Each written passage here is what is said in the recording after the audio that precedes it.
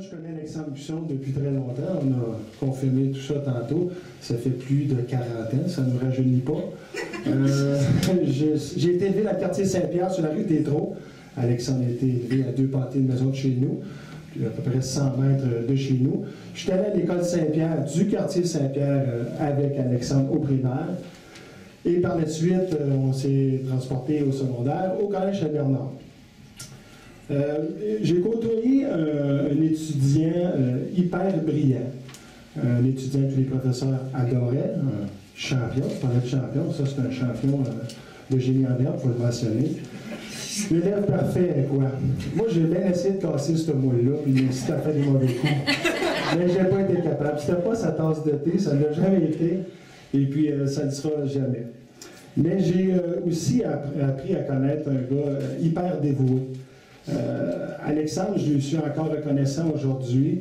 Il m'a aidé, comme il a aidé beaucoup de gens durant mes études. Comment il a fait ça? Tu as parlé de mon sport tantôt. J'ai manqué beaucoup de cours à l'école. Je pense, j'entends des professeurs, je vois des yeux qui me regardent. Quand j'allais en Floride, je ne me faisais pas griller. Je m'entraînais. Donc, ce qui faisait que quand je revenais, j'étais en retard. Et puis Alexandre, je pouvais compter sur sa fiabilité. Il m'a toujours aidé. Il était toujours là pour moi. Et puis, sans lui, peut-être que j'aurais eu plus de difficultés à passer mes années de secondaire.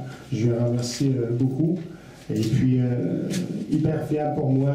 Et puis, on a comme développé ensemble notre formule de sport-études. Je l'ai dit, on était avant-gardistes. Après le secondaire, on s'est perdu un petit peu de vie après le secondaire. Je sais qu'il est impliqué dans différents organismes, et puis comme il a toujours été.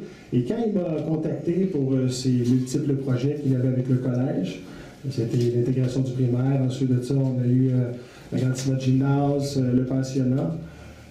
Tout de suite, j'ai dit oui, j'ai embarqué parce que je savais qu'avec sa passion et sa vision, qui mènerait ça très loin, qui mènerait ce projet-là à bon port. C'est un leader naturel qui a su s'entourer d'une équipe de gens extraordinaires. Et c'est pas un mystère aujourd'hui qu'il a placé le Collège Saint-Bernard comme une des institutions financières, désolé, institutions d'enseignement privé de choix au Québec.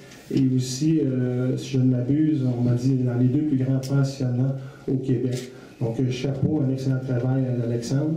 Et puis, je suis rassuré qu'Alexandre Busson pose sa candidature à titre de mairie de la ville de Drummondville. Il continue l'excellent travail qui a été fait par Mme Francine Rogita depuis 26 ans. Ça passe vite.